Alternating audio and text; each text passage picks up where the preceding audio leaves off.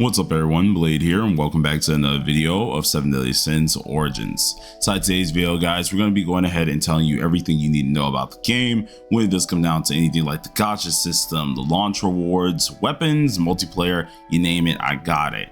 I have timestamps down below inside the description, so if you do want to skip around, of course, be sure to go ahead and do so. And if you do enjoy the video, hit the like button, hit the subscribe button. We're trying to hit a subscriber goal of 20k before my birthday, which is April 18th. So all the assistance would be great. But that's enough talking here. My name's Blade, and let's get to the video. So for all my gacha explorers out here, many of you are just seeing this title for the first time, so to some of you guys, you don't even know what it is. So for the first part here, 7 Deadly Sins Origins is actually an upcoming free-to-play game here that's also like an MMORPG to some extent here. There's a lot of things that you're going to be able to do, whether it's with your friends, and it's mainly just taking place in the 7 Deadly Sins like story and setting. So usually if you've done anything with the 4 Nights of Apocalypse, which is the sequel to 7 Deadly Sins, or even if you just only watch 7 Deadly Sins here, you'll be able to see a few familiar faces with a bunch of new ones. Now think about this as well, there are going to be OCs inside this game, so obviously it's going to have its own little identity with that as well, but apparently the game is going to be crossing a lot of different time loops itself. So we're going to see some new faces, some older faces, some future and past faces, so just be familiar with that. The gameplay itself is going to be an open world gameplay that's going to be mainly helpful for some fast-paced fighting to an extent, multiple different mechanics, exploration, gathering, crafting, a little bit of everything, how you guys see it. Now this is more of a genre that has been expanded on a little bit more ever since Genshin Impact has came out, so do expect to see some similarities at different times. The combat, as I did say itself, is mainly just going to be real-time combat in the open world field, where obviously you're going to be taking on different mobs and stuff like this, where you can also go ahead and do raids and such with the rest of your friends. So there is always a lot of things that you're going to be able to do inside this game, and it's available on obviously PlayStation, Steam, iOS, and Android. So for a lot of you guys, that is just the simplicity of everything here, but we're going to start breaking down some of the stuff that you mainly are looking for. So let's check out the launch game rewards. Getting straight to the launch game rewards here, this is one of the things that I know a lot of you guys are really excited about.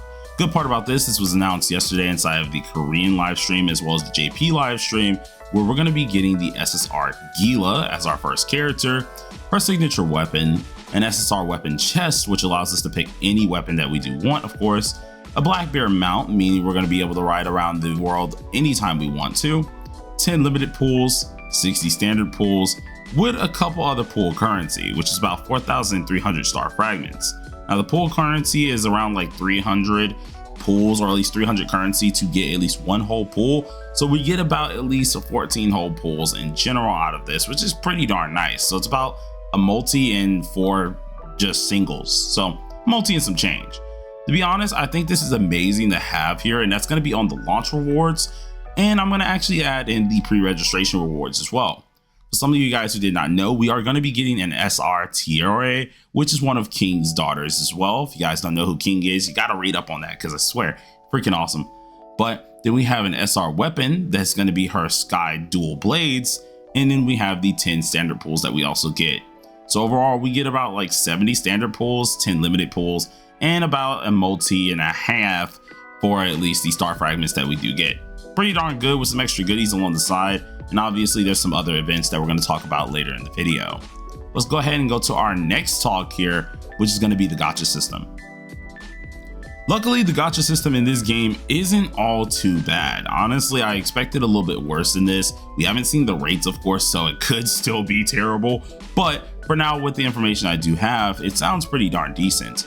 We already know that the game itself is going to have a 50-50 system in which the limited character can be guaranteed. But the cool thing about this, at 80 pools, you're going to be guaranteed an SSR or a 5-star equivalent here, which is nothing too striking. Whoa, the normal thing, right? Well, the good part about this is at 120 pools, you're getting yourself your first copy of the limited character. That's right, you get that guaranteed no matter what. So on the off chance that you don't get the limited character from the 80 pools, your first 120 gives you that character guaranteed. So you will be able to get the unit no matter what, as long as you do your first 120 pulls, which I still think is crazy good, because then you don't have to do the full 160 to guarantee a unit. But this is where it gets even better. every 160 pulls, you're guaranteed for a duplicate after the first copy, which is freaking awesome.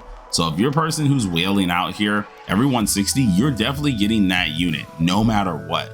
It's pretty much hitting guaranteed twice. So I mean, like, technically it's nothing too crazy, but still at the same time, it does help you know that you're getting a dupe no matter what. So it's kind of nice. Now I do think you can get them a little bit earlier, so we will have to test that out on stream. I'll be pulling on stream as well. You guys check that out. Should be already up on the channel, but we got to see that for ourselves. And obviously the rates are the make and break for everyone, so we'll have to exactly see what that's going to be. Now there are a few things that are also going to be part of this gacha system as well. There will be 288 available summons on launch, which is perfectly fine. You're going to be able to get majority of these from like first clears, missions, story quests, exploration quests, and things of that, as well as star book levels. Now the good part about this here, you are able to get a couple like limited pull tickets. I think it was like 85 to 90 tickets. And then the star fragments is around 60k. Remember, 300 fragments equals one whole pull. So that's a lot of dang pulls that you're able to get. But with the first character being the SR Meliodas here, who's going to have a couple things such as like dual swords, axe, and long swords that we saw in the stream here, we do know one thing. He's going to be a crazy nuker, especially after we saw it. So seeing that we have the gacha here to get him pretty easy, it's going to be pretty darn nice. Now the good part about this as well, one of the last things I want to talk about the gacha banners for is the no weapon gacha. The weapon gacha has officially been removed from the game, which does make a lot of things easier. And I think this is going to be a great thing for a lot of people, especially when they are trying out the game itself. Majority of the time when it does come down to the weapons here, we most likely will need to craft them. And I'll talk about more of the crafting system as we go on in the video. So I mean, like right now, hey, I'll take it. That's more gems for at least my characters themselves and the duplicates. But since we've went ahead and talked about a little bit of everything else, let's get into the duplicates in the next section. Now dupes, I know what you're thinking here. Gosh, how are we gonna get milked for money now? Wait a second before you rage on this. Now initially a lot of people thought that you needed 10 dupes for this whole game here, and it was presented very weirdly when it came down to this here. But only the amount of dupes that you need is about 6. So it's the normal E6, A6, whatever you want to call it, 6 if you're from Grand Cross. It's the normal 6 dupes here. 4 dupes are going to come from leveling up your character or leveling up the weapons themselves from their mastery, in which that is going to be easy for you to get the basic of the unit. But the extra 6 is going to be something that you want to go ahead and pull for. This got a lot of people when it came down to being confused a little bit here. Each one of those dupes after the 4 are going to impact the character little by little, whether it's either base stats, ultimate stats, or even some newer like actual hit points on different skills. It could be very, very helpful for you guys to understand on that one. Though keep in mind, only ways you're going to get those is from the gachas. So I mean, like if you really want those extra dupes, get the pulling out the credit card or either get the saving. So it's kind of a downside on that here, but luckily with the gacha system seeming like it's a little bit friendly, it might not be all too bad.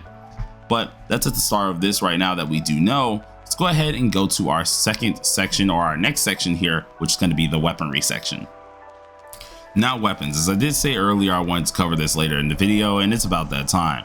The thing about the weapons is I was not expecting this much love and care when it did come down to them with animations, abilities, anything like that. But I also wasn't expecting them to be that many, right? When it came down to the beta and I started doing a little bit more research on how this thing worked here, I did have to say that there is 12 total weapons. Yeah, you heard that right, 12.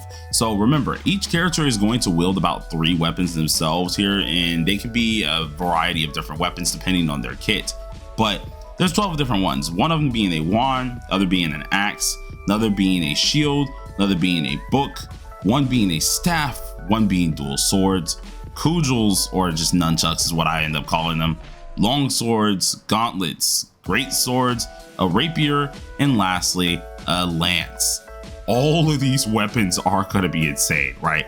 The cool part about this is just from getting these weapons, since there is no longer a banner, you can get the SR and the SSR variants from weapon materials that you're able to grind up in dungeon bosses, well, dungeons and just bosses around the world. So I mean, like, hey, that's a freaking plus. You're telling me I can make anything, I just have to wait out the time? I will take that easily. That just saves a lot of my pulls, and all I have to do is just have some time. So it promotes more of that grindy aspect and just having a lot of time to get your weapons rather than at least going ahead and just swiping the card. I think I do prefer this a little bit better, but of course, you guys let me know how you think about this. But we're gonna go ahead and go on to our next section, which is going to be the cosmetics. Cosmetics themselves are one of the few things that I think honestly is overlooked a lot here. And it's not like it's anything monumental or anything like that, but it is cool to say that all the cosmetics are free and craftable outfits. Now, don't get this twisted. They may have way better looking ones in the future, some that you might have to buy for or something like that. But right now, for what we know, every last cosmetic is free, and at least every character has around like 3 cosmetics, which is always freaking great to have. Cool part about these is some of these cosmetics will be inscribed with different effects. So when you get certain cosmetics here, you can obviously level them on up. They'll give you different effects here, and they can affect your character. Now, granted, this is all going to be decided on you, whether you want a certain cosmetic on, what is going to help out your playstyle. So it's always best to at least craft every one here, so you're able to at least go ahead and swap them around accordingly. But alongside of that here, we're going to go ahead and check out the character system, seeing that we didn't go over this at the beginning, so I probably should have did that earlier. But let's get into it. Now, the character system is pretty crazy here. Right now, as I said before, they are ending up only having 3 weapon types. But alongside of this, here on launch, we are getting 18 units. Yeah, you heard that right, 18 units. About 10 of them are going to be SR, and then 8 of the rest of them are going to be SSRs. This is going to come down with 2 OCs being Manny and Drake, the rest of them being some of the Sins like Meliodas, King, and Deanne, and then some of these side characters as well, being the 2 love interests for freaking Bond, aka Jericho and Elaine, and then one of our Holy Knights being Gila. Now, this is really cool to actually have all these characters inside the game. I'm really excited to actually play some of them, because the cool part about each character is not only just the 3 weapon types, but they will always have 3 move sets, which is going to be their ultimate, normal skills, special attack, and normal attacks. Each one of these will be different depending on the weapon that you're using. Alongside with those different move sets comes down to the different roles and or the different elements too. So I mean, like, hey, there's a lot of things to break down here, and boy is it a ton of things here. All the characters will have their own little passive skills, their own intro skills as well, such as like tag skills, which is pretty darn cool. But there's a lot of things that we got to take in depth with, and one of the few things I really want to look at is going to be the element types. Not only do they have all this stuff for the units, but the units themselves do have their own elements. These elements are pretty much anything that you can think about, whether it's ice, fire, lightning, physical, earth, wind, holy, darkness, you name it, they freaking got the whole list. So each one of these things are going to be fairly interesting. But another cool part about this is with all of these element types, each one are able to trigger a certain burst. Now, I would tell you exactly how the bursts do work. You will have to build up a bar in order to do this, but the only reason why I'm trying not to go too specific on burst is because recently, to my knowledge, it has been changed after further feedback. I think it still works somewhat similar, but I don't want to give you guys false information on that, so we're not going to really cover it in this video. I'll try to make a new one that actually goes a little bit more in depth on that. Then we have, of course, the regular side of just the character system, being that every character does have an exploration or movement skill, which is always great to have. Some of them are very much so being able to be paired with combo techniques. So by having like Meliodas and his son Tristan, you do something crazy. Or maybe Tristan and Triore, they might change some things as well. It honestly just depends on the unit, so you have to mix and match to figure out what really works best for you.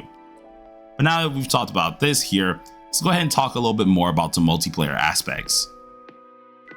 Since we're talking about the multiplayer aspects, I think it's just good to talk about the combat system itself here, seeing it's a good place to start breaking it down. You need to know your combat before you get into multiplayer anyways, so I'll mesh this section together. So starting off with the combat skills here, there's a lot of things to go in at least account here, right? I said there's going to be the elemental system or burst system, and I kind of lied to myself and said I wasn't going to tell you guys about it, but might as well tell you guys about it since we're here anyways. But we have the tag system. Now the tag system is pretty simplistic here. You're going to be going ahead and using normal tags, special attacks, and different normal skills to fill up a tag gauge. You should see it being these small little orbs underneath or right above your health bar, in which once you have the max, you can switch and do a tag skill. This is something similar to games like Wuthering Waves as well, where you're usually going to build up your tag skill, and on Wuthering Waves you see this little orb on the right start lighting up. It's similar to something like that. Shows you when they have their intro skills in effect or at least ready, which is going to be perfectly, or at least a perfect thing. Tag skills themselves will automatically activate, and which can help you in boosting your effects of ultimate gauges on different characters. So pretty much you're going to be swapping all the time, and this is going to increase your boost gauge 24/7, allowing you to pretty much get off ultimates, combine attack gauges, and so on and so forth. It's pretty easy to keep that in check here, but where things get confusing is where the element system starts to come in play. Now, to put it simple, every character can have about 3 elements here, right? Sometimes they can all be the same element, sometimes they can be a little bit different, or maybe 2 of the same elephant and something different. Elephant, gosh, look at you, already slipping on your words. But get straight into this there. We have a lot of things that are going to be changed, and it's going to be based on their weapon or their kit in general. But the element system does contribute to something else called a burst gauge. Burst gauge themselves can be just anything, and I mean anything here. Based on the element that you're using, each burst gauge are going to have their own different things that they're going to do, such as earth, lightning, wind, fire, and ice are going to be called your normal element burst, and obviously are going to affect the enemies in certain ways. Let's say we get a ice burst off, right? You're able to end up freezing the opponent, which is going to make things a lot better for you. You get maybe a fire burst off, you might can do some fire damage DOT to the enemy. So all of these things are going to be fairly different, and you're going to have to pay attention to that. But then we have our special burst, and as you know it, it's always going to be physical, holy, and darkness. Obviously, because these elements aren't really normal, but the thing is, they will affect the normal elemental burst. So they still do contribute to your normal elemental burst, but if you're using them, they are going to be a little bit different. So obviously, do pay attention to that. It's going to be way more in-depth information on that once the game does drop, seeing that they have changed some things here. So I'm not going to go too crazy into this. One other thing about the combat system that's cool here is the dash and perfect dodging. Dashes and perfect dodging recently was added into the game after the feedback of last month here, and it does allow us to have way better movement. At first it felt very sluggish and a little bit crazy, but after of course we put some feedback in from the closed beta test, it started making things a lot more fluid and made things a ton better. Also, you're just going to be able to just obviously see the regular stuff, which is just the red zone damage, which is going to allow you to just dodge out of the way for that as well. But this is pretty much going to be a good addition, especially when you're talking to me about it, because no matter what, I can now get iframes and actually enjoy the game period. But with that out the mind, or at least out the way here, we've talked about the combat system. Let's go into the multiplayer section, which is going to start here. Now, I don't need to do a cut for this one here because it is kind of in tandem. Reason that we had to talk about the combat first is because then you have to know how to put forth it inside of multiplayer. Well, the cool part about multiplayer is dungeons, explorations, puzzles, everything is just going to be very good for you guys to do in multiplayer. You can do the normal things that is kind of like Genshin Impact, but the other cool part is story is 100% compatible. So if you have friends in there who want to join you just to do the story, they'll be able to join you and complete their story at the same time, which is pretty darn cool, first of all. But another cool thing here is you can see players inside the main city. This is going to be a huge thing because you're able to join people from that area or invite them, which is also going to tie us into the guild section. Apparently they're going to be trying to add guilds later on down the line, so I mean, like, hey, it'd be pretty darn cool to at least be able to recruit people in the actual lobby or hub, which will be awesome. Now, each party size can be anywhere from at least 2 people all the way up to 4, or 1 person up to 4, which is going to be freaking great. All these parties will do anything like normal. You can have, of course, dungeons, you can have all these lovely things that are probably going to be like races, probably going to be something like guilds in the future. But the really cool part about this here is raids. Raids are going to be a thing inside this game. I'm unsure if they're still going to have the same party size, but man, it's going to be interesting to see how that does work, because after all the footage I've seen, sometimes they be putting them hands on you. So I mean, like, we'll see how this does go as well. But that's about it with the multiplayer. Actually, no, I almost left out one on my bulletin board, you guys. We do have PvP. Now, PvP isn't like your ordinary thing. Before you click off the video, oh, it has PvP, please, it's bad. Hold on. PvP itself, from what I do know, is not monetized whatsoever. It is bobbleheads. Yes, you heard me right, bobbleheads. You're gonna be throwing these little magic spears at each other, pretty much taking each other down, which is a 10v10 game mode. It's all for fun for what I know so far, kind of like a mini game. So don't heavily take it, at least to heart. If you're losing, if you're winning, don't be ultra crazy about it. It's nothing that seems like it's a pay to win game mode yet whatsoever. But once again, I said yet because who knows, Netmarble might add some things in there later down the line. So keep your fingers crossed that they don't. But that all out of the way, let's go ahead and go to our next topic, which is obviously going to be the pets. All right, and we're gonna actually change how I said what we were gonna be doing next, which was supposed to be pets and mounts. I just decided to combine this up with the rest of everything else, seeing the small things I haven't went over, like exploration. And these are all pretty easy to go over. So I'm just gonna make this the whole generalistic last second, which is exploration, pets, and then of course the features in hand. So how exploration does work here, you already know. It's a massive open world area that you're gonna be collecting tons of stuff out of, much like Genshin Impact. Nothing too crazy when it does come down to this. But inside this world, you'll be able to collect chests, various other viewpoints, experience different side questing, and collect pets and mounts.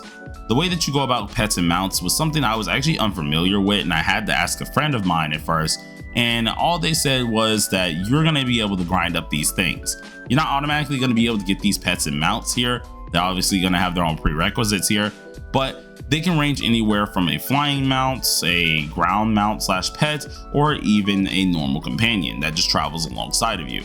So all of these things are going to be very, very different. They're going to have their own requirements to, of course, get them. So try to look them out as well, because I'm pretty sure there's going to be something that is more rewarding from collecting these guys. If it's anything like most other gachas, you are going to get some reward for collecting them.